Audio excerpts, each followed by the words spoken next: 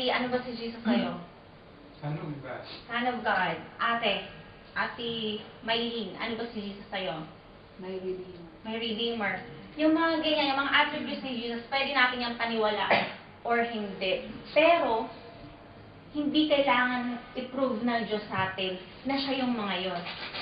Dahil kung anong sinabi niya, yun na yon.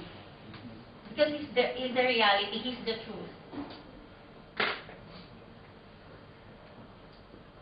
That's the big word. Matthew 14. And when they were come into the ship, the wind ceased.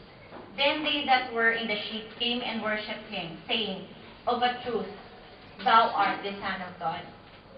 So yung second na response is the or. So, sometimes, hindi naman natin kailangang mag-step out of faith. Pwede rin naman tayo mag-stay sa boat. Pwede rin naman yun. Mag-stay na lang tayo sa boat. Na huwag na natin itry si Jesus kung ano ba yung pagka-Diyos niya. Pwede na lang tayo mag-stay sa boat at paniwalaan kung ano ba yung sinabi niya. Na kahit gaano mang kalakas ang hangin, gaano mang kataas ang alon, nagtitiwala tayo na naandun pa rin si Jesus, na siya yung protector natin. Amen? Amen. Kasi yun yung promise niya. Katulad nga na nasabi ko kanina, yung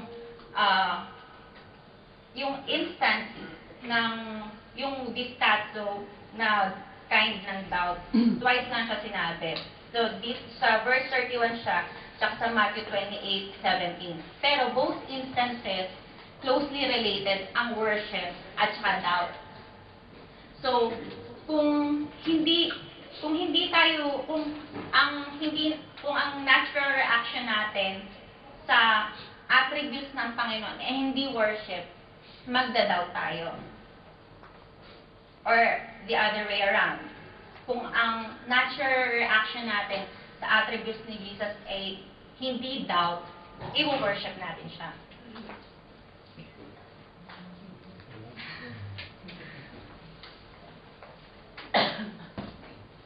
So, usually, pag ito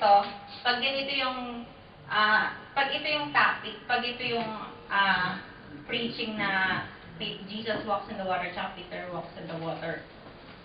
Usually, pero kasi dito, di ba, sinabi ko nga kanina, itong instance na to, sinulat ni Matthew, ni Mark, at saka ni John. Pero dito lang sa Matthew natin makikita na si Peter, nakigaya din, nakiwalk din sa water. Pero usually, pag pinipreach to, ang focus, si Peter. Di ba? Amen. Di ba? Si Peter, nakakalimutan yung mga nasa boat. Di ba? Parang, palagi sinasabi na, you step out on faith, be bold, be heroic. Pero pwede din naman na magstay na lang sa boat. Na magsagwa na lang. Na maniwala na lang sa sinabi ng Panginoon na wag na natin siyang itest. Amen? Amen. So, kung may miracle man dito na gustong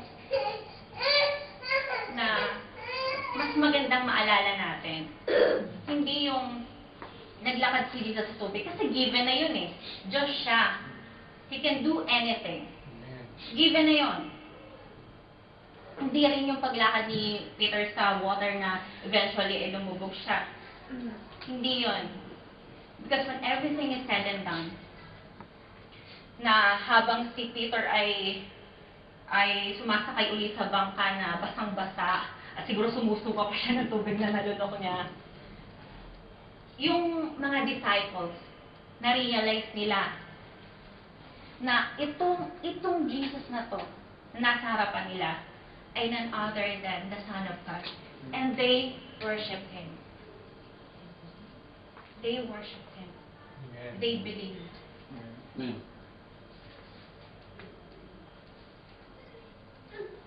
So, let's continue.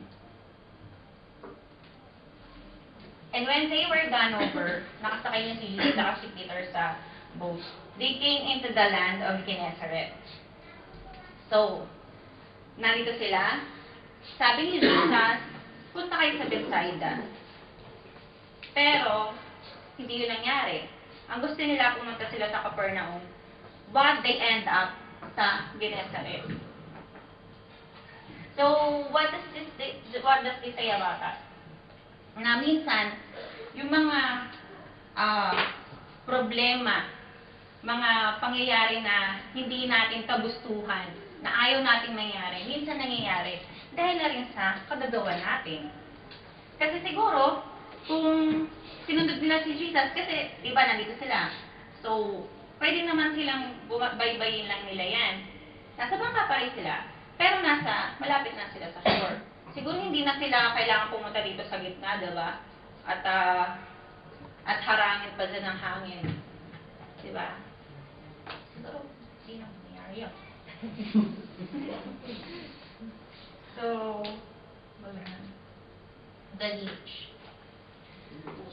And when the men of that place had knowledge of him, they sent out into all that country round about, and brought unto him all that were diseased, and besought him that they might only touch the hem of his garment, and as many as touched were made perfectly whole. Sa John 6:26, sabi ni Jesus, lumalapit lang kayo sa akin kasi may makukuha kayo sa akin. Tapos, pag binasa natin yung John 6:26, yung following verses, hanggang dun sa last, makikita natin doon na si Jesus, nagbitaw siya ng mabibigat na salita. Hanggang sa makarating sa verse 66 na sinabi nga doon na meron siyang mga disciples na hindi na sumunod sa kanya. Remember yung 72? So, yun, yung iba doon, dahil doon sa mabibigat na salita na sinabi ni Jesus, parang hindi nila tanggap, hindi nila carry ang mga pinagsasabi ni Jesus. Kaya, ayawan na to. Ayoko na. I give up.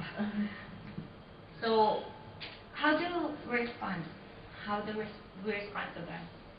Tayo ba yung mga risk takers na kailangan pa talagang gusto kong lubakan sa tubig? Or tayo ba yung mga tagasagwan, nagsistay sa boat, na naniniwala sa kung ano ba yung sinabi ni Jesus, na hindi na natin kailangan ng proof para maniwala?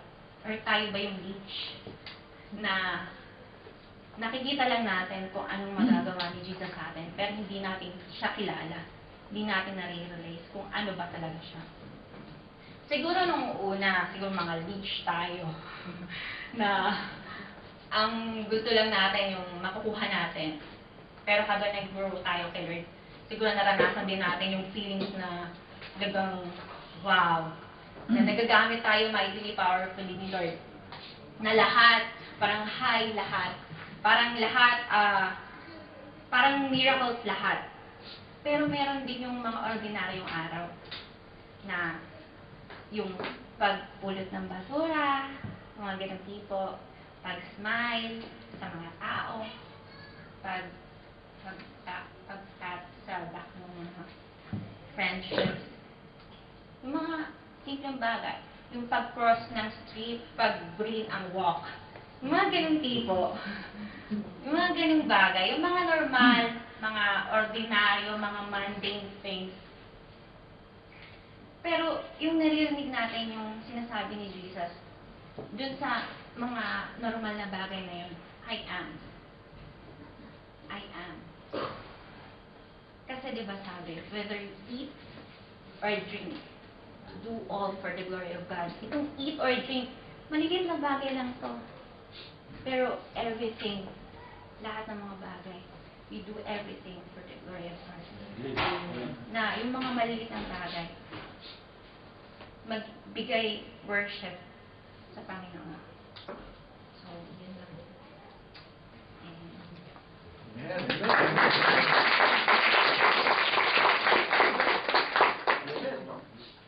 Praise God. Isa pa lang yan. Amen? Siguro, tingnan po natin, no? Ano yung natutunan natin sa gabi ito? Base dun sa scripture na in-expose